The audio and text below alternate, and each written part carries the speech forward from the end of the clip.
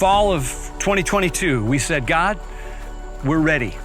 We're ready for you to do like the biggest thing you've ever done through us. And we dared to believe that after nearly 2 centuries of reaching people and planting churches and sending missionaries and making all this impact, that God was not done with us. That in fact, nothing in our past compared with the unstoppable good God wanted to do in the future. The most important part of the Unstoppable Good journey is about to begin.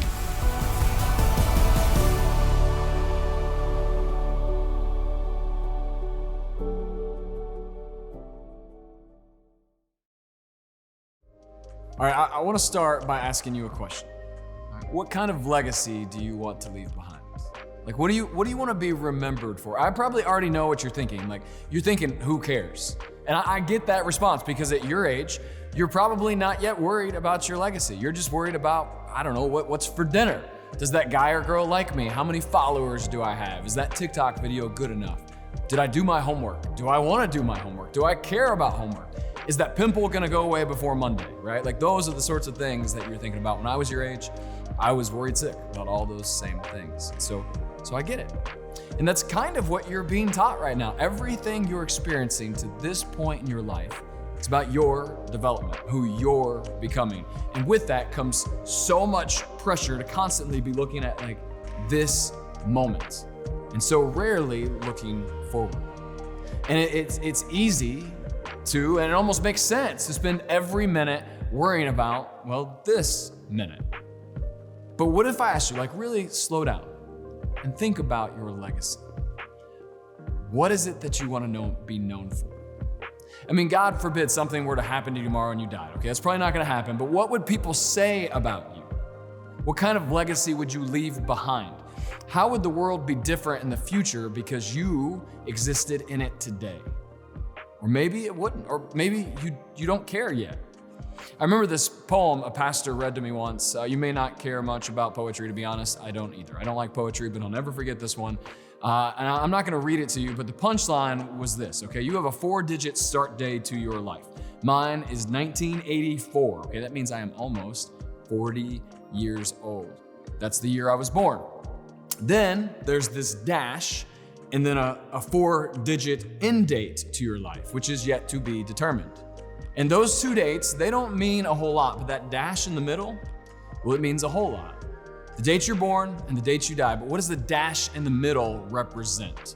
What does it say about you? What does it say about the kind of impact that you leave beyond your life? And guess what? The Bible tells us that we should care about that. The Bible tells us that we should live in a way that makes the dash count. But that means lifting up our head from this moment and thinking about the bigger picture, okay? And I believe that you're at the age where you can be positioning your life not just for the moment, but in a way that leaves a real legacy. And you may not know or even believe this, but your life can make a difference in the world, can make a big difference. Like, do you believe it? Think about it. Turn to the person next to you. Do you believe that your life can make a difference? Say it. Go, do it now. Maybe you said yes, maybe you said no, but you know, like 200 years ago, some guys rode on horseback from the amazing state of Kentucky, the greatest place on earth, and they rode to Maryland to start some small little church. They built a log cabin and they started pulling people together and telling them about Jesus. And 200 years ago, Mountain Christian Church was started because some guys from Kentucky got on a horse and rode to this little town in Maryland where they felt like God was calling them. And that small little church called Mountain Christian Church has now grown to be thousands of people. And over the course of 2 centuries, thousands and thousands of people have started walking with Jesus because this church has a legacy of doing good in the community. But it started with those guys way back then. And do you know what Mountain Christian Church was like when they died? Well, it was a small little church in a log cabin. But because they decided to do something meaningful with their dash, with their life, we have this church today to call home. And I don't know about you, but my life has been changed because of it. Did they know that they would be their legacy when they got on horses 200 years ago and rode to Kentucky, or from Kentucky to Maryland? Probably not. But all these years later, it's made a major impact in the life of so many people. And over the last few weeks, we've been looking back at the life of Abraham and Sarah. We've been reaching back in the Bible to go along with Abraham and Sarah on a journey. Somewhere around 4,000 years ago, they ran their race. They lived their life. Their dash existed way back in Genesis. They were singled out by God to carry this promise that was for them and their family in the whole world. And their life was recorded for us. And you know how it ends, right? Well, the way all of our stories end, they die. It's a shocker, I know. And just like the guys who started this church, they die, but their story does not. God wasn't blowing smoke when God said that through their family, all families of the earth will be blessed. And the rest of the Bible continues to reflect on and highlight their legacy, all the way up to Jesus and beyond Jesus with his church. You see, when the church started, it was this band of followers spreading the gospel, spreading the good news of Jesus all over the world. And these are the people who find themselves in the grip of two realities. One, that the world is hostile and challenging and painful. And two, Jesus is alive. He's real. He's present. He's powerful in their midst. And he's overcoming evil with good.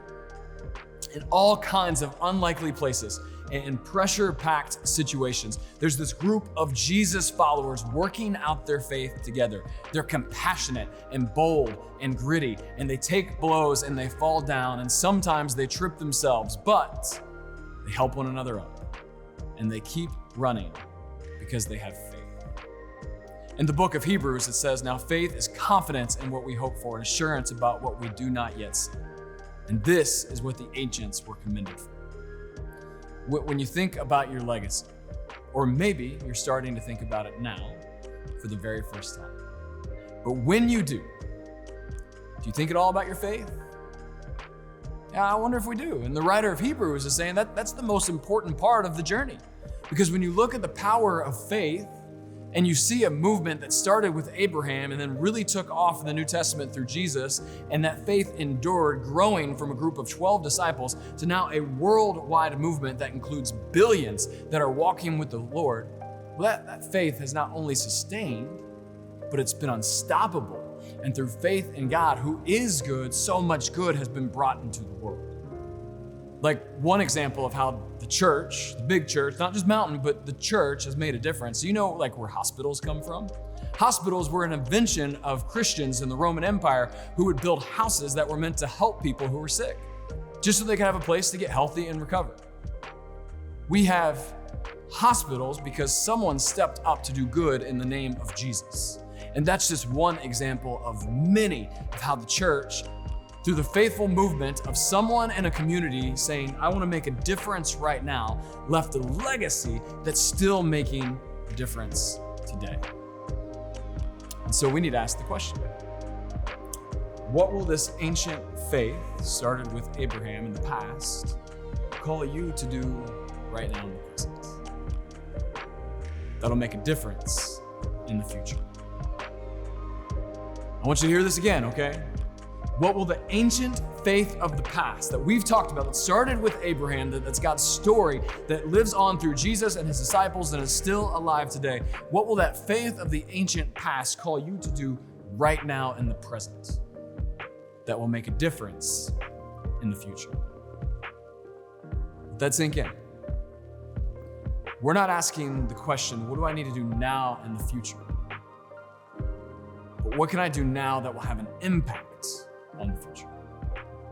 Like not thinking right now, what's my life gonna be like 10 years from now, but instead, what can I do now that's gonna impact the world 10 years from now?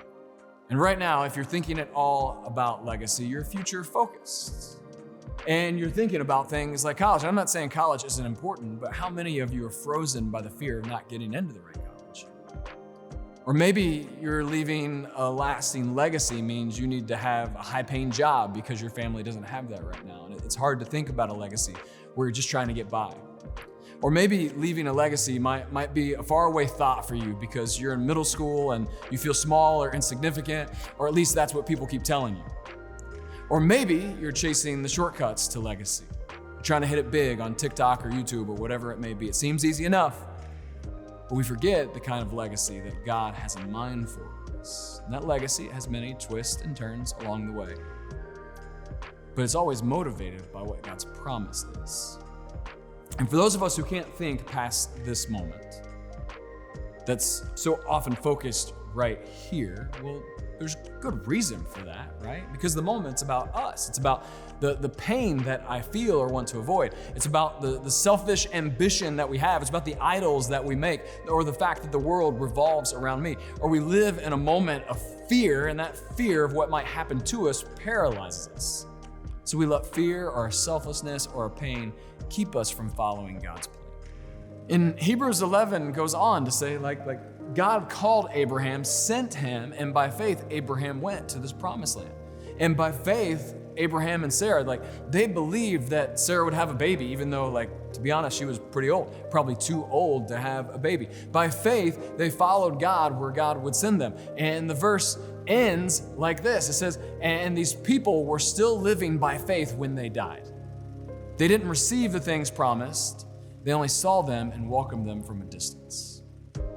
And check this out, okay? Abraham he had the kind of faith that reacted to God's promise. Wandering around in the countryside, living in tents, he could see what God would do, and so he was faithful. And he knew that the world wasn't about just Abraham. It was about God's goodness being put on display through him. And so he lived his life in a way that wasn't centered around what he may get, but around what God wants to do through him. And here's the crazy part, God's promise was eventually delivered, but it didn't actually happen in a way where Abraham got to experience it. It didn't happen in his lifetime.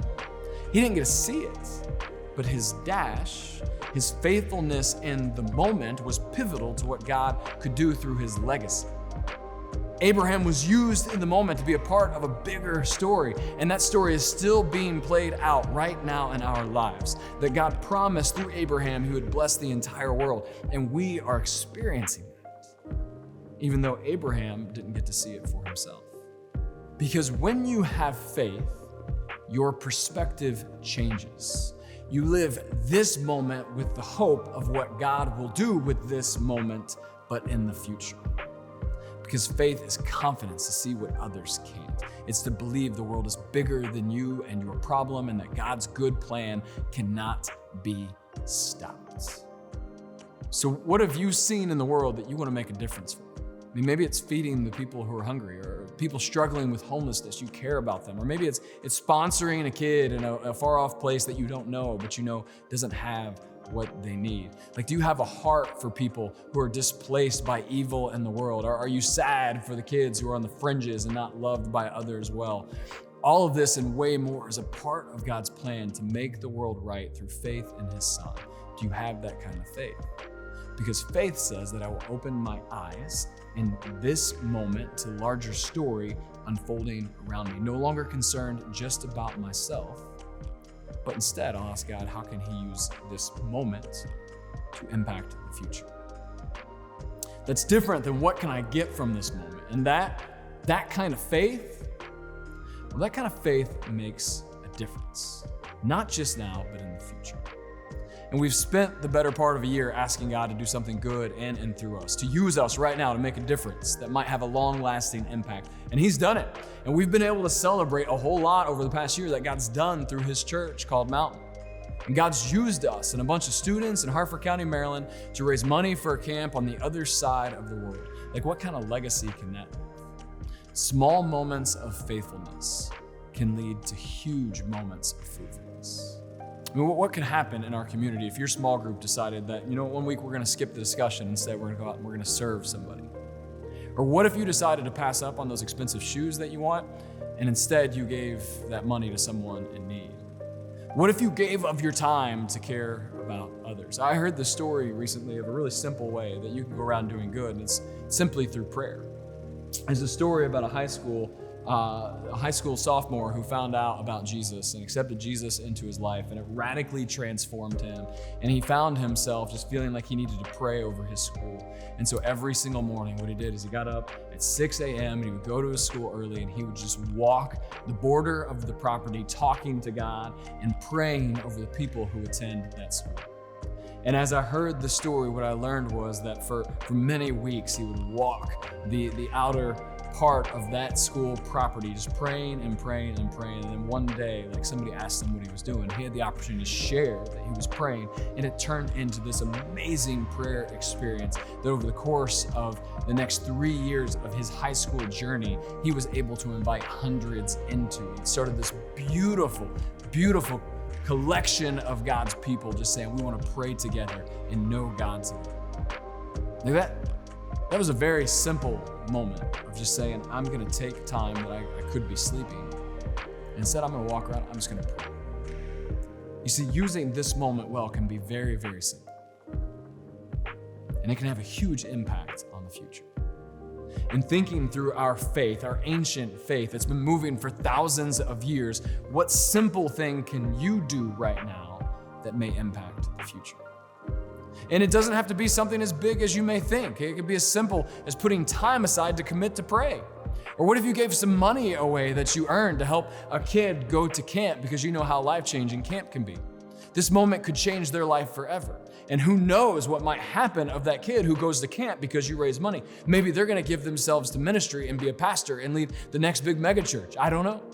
Or what if you got connected with FCA at your school and one kid came who went on to find Jesus and then one day became a church planter or a missionary in whatever career field it is that they go into. All because you decided to take this moment and make a difference. There's so much potential in what this moment can do if we can just think bigger than ourselves. After all, what the Bible calls us to do you know what it is? Think about it. Whisper the answer to the person next to you if you know it. Do you know what the Bible calls us to do? It calls us to love. Sacrificial love. The kind of love that knows no bounds. The kind of love that puts the goodness of God on display, to love others. And when we do that, we showcase that by finding others and pointing them to Jesus is the easiest way that we can invest right now in a way that will bear fruit in the future. And y'all, this is our time. This is our turn. This moment is your dash. Let's make the most of it.